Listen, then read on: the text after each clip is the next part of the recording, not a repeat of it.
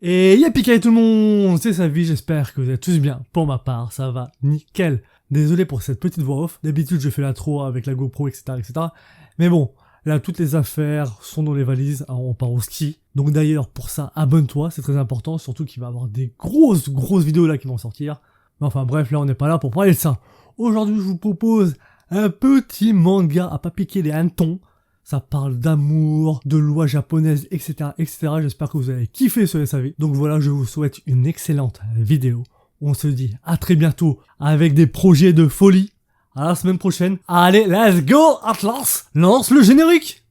C'est l'heure du...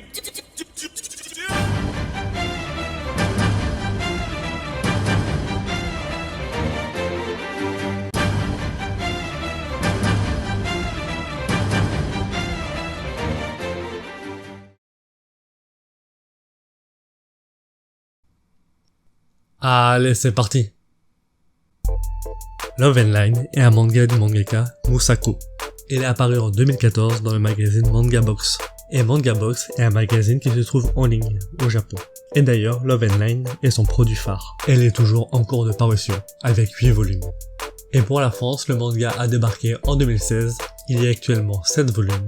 Et on peut retrouver ce manga chez Pika Édition. En 2017, une adaptation en animé est sortie, avec les studios Liden Film, et l'animé fait un total de 12 épisodes. Puis la même année, les mêmes studios ont réalisé un film, en live action. Mais d'après ce que j'ai entendu, ça reprend les thèmes, mais pas la même histoire.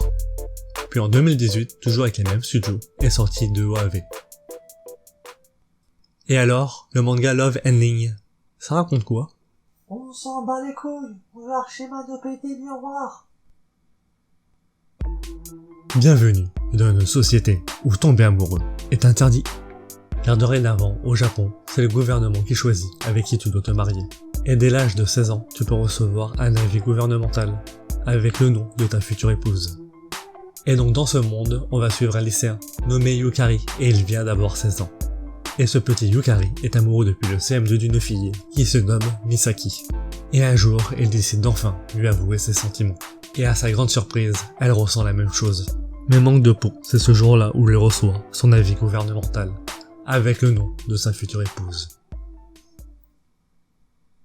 Et donc Love & Line est un manga de type shonen, slash romance, slash drame, slash tranche de vie. Dis-moi connard, pourquoi on parle de ce manga déjà? Bah, c'est les abonnés qui ont voté pour ce manga-là, pourquoi? Ça me paraît louche cette histoire, très louche. En quoi c'est louche? Tu veux savoir en quoi connard? J'ai créé 20 comptes. J'ai été 20 fois sur ta putain de vidéo à la con là. Et j'ai voté 20 fois pour mon manga. Et comme par hasard, c'est ton manga qui était choisi. Je suis sûr que t'as triché. Je sais pas comment, mais t'as triché. Ah, parce que créer 20 comptes différents, c'est pas tricher. Oulala. Attends, c'est toi qui es sur le banc des accusés là. Va pas changer les rôles, hein. Bon écoute Billy, si tu veux en faire marcher, tu fais ton boulot. Et je te promets qu'on parlera de ton manga un jour. Ça me paraît louche. Qu'est-ce que tu caches au fond de toi? Mais t'es taré, je cache rien moi, c'était Noël il y a quelques jours, je veux juste te faire plaisir. Ferme ta gueule, vas-y, fais ton boulot là.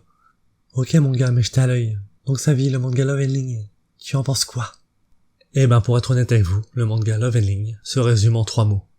Bizarre, malaisant et génial. Bon, tout ce que je vais dire là, c'est très important pour la suite.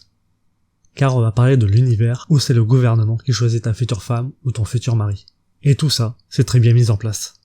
On va nous expliquer en deux qu'une loi a été créée pour lutter contre la baisse du taux de natalité. Et donc le gouvernement japonais va analyser et croiser les informations génétiques de chaque citoyen. Et à partir de 16 ans, tu peux recevoir ton avis gouvernemental avec le nom de ta future femme ou ton futur mari. Et une fois que tu l'as reçu, ton destin avec cette personne est scellé.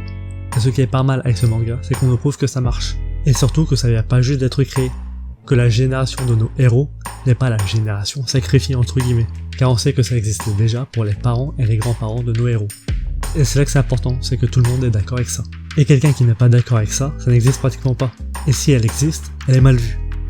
Car quand notre héros dit qu'il a pas envie d'être marié, il se fait carrément convoquer par le directeur et on appelle ses parents.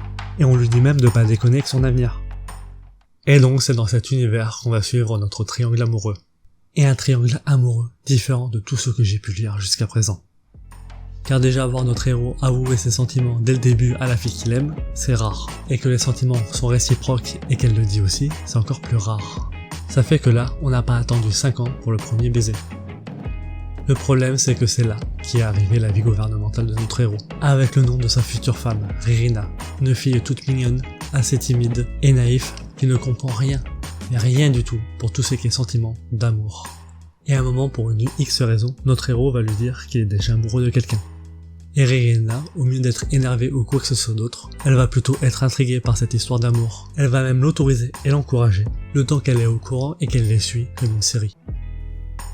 Et c'est là où je trouve le manga bizarre et malaisant, et en même temps génial. Car Ririna et Okari ont pour le moment aucun sentiment envers l'autre. Donc la relation entre Yukari et Mashiki ne devrait pas déranger vu qu'ils sont fous amoureux l'un de l'autre. En plus Ririna est au courant et d'accord, et c'est même elle qui les encourage. Et pourtant, comment c'est raconté et mis en scène, la relation entre Yukari et Misaki, on a vraiment l'impression que c'est mal. On a même l'impression que Yukari trompe Ririna, pourtant il s'est rien passé entre eux. Et c'est ça que je trouve génial, car on sait que Ririna et Yukari sont faits l'un pour l'autre, déjà grâce à la vie gouvernementale, et même sans ça, ça se voit, car quand ils sont ensemble, on aperçoit une alchimie, on voit qu'ils sont faits l'un pour l'autre et qu'ils se complètent bien. Et là, pour un triangle amoureux, on se pose plein de questions. Mais la vraie question, c'est qui va mettre un terme dans la relation de nos deux tourtereaux. Est-ce que c'est Ririna qui va tomber folle amoureuse? Quand? Comment? Et surtout, qu'est-ce qu'elle va faire? Ou bien c'est le gouvernement qui est très présent et qui suit l'évolution des sentiments de Ririna et Yukari, car eux aussi ils peuvent découvrir le poteau rose. Et surtout, s'ils le découvrent, qu'est-ce qu'ils vont faire? Et surtout, le dernier point important, ça sera le futur mari de Misaki, car elle aussi elle a 16 ans, et elle peut à tout moment recevoir son avis gouvernemental. Quand je dis que ce manga est bien, on a un couple où tout est contre eux, et même toi, où normalement tu devrais les soutenir, car leur amour est sincère, tu as pas envie, car tu sais que cet amour est voué à l'échec. Et en plus, vu comment c'est raconté, tu as l'impression de ce qu'ils font, c'est mal. En tous les cas, personnellement, je suis pressé de voir la suite, voir ce qu'il va se passer.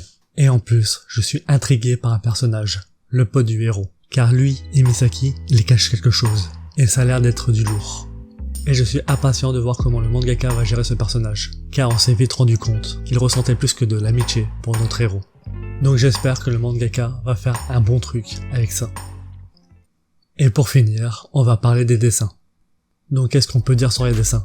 Et ben pour un manga de ce type-là, un manga qui parle de romance / tranche de vie, les dessins sont bien. Certes c'est pas magnifique, mais ça fait entièrement le job. Car on distingue parfaitement les personnages, on comprend très bien tout ce qui est émotion, la gêne, la joie, la tristesse, etc. Donc pour tout ça c'est très bien. Après dans ce manga, il y a un peu de fanservice. Il est un peu présent, mais ça va, ça gâche pas le manga. Même s'il n'était pas nécessaire. Et en plus, il est assez soft.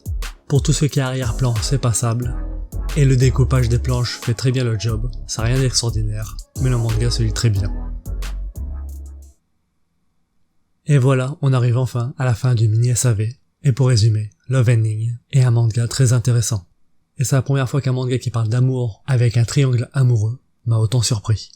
Car à chaque fois que j'ai parlé d'un manga qui parle d'amour, tranche de vie, avec un triangle amoureux, je dis que ça peut pas révolutionner le genre. Et surtout qu'à chaque fois, les histoires se ressemblent un peu. Et ben Love Ending, ça sera peut-être l'exception qui confirme la règle. Donc je suis très impatient de voir ça. Donc voilà, si tu as lu le manga Love Ending, dis-moi ce que tu en as pensé en commentaire, et dis-moi aussi ce que tu as pensé du SAV.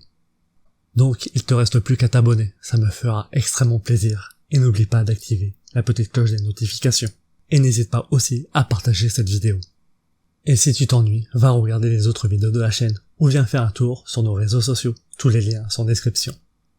Tu viens de regarder le mini SAV sur Love Ending. C'était sa vie. À plus.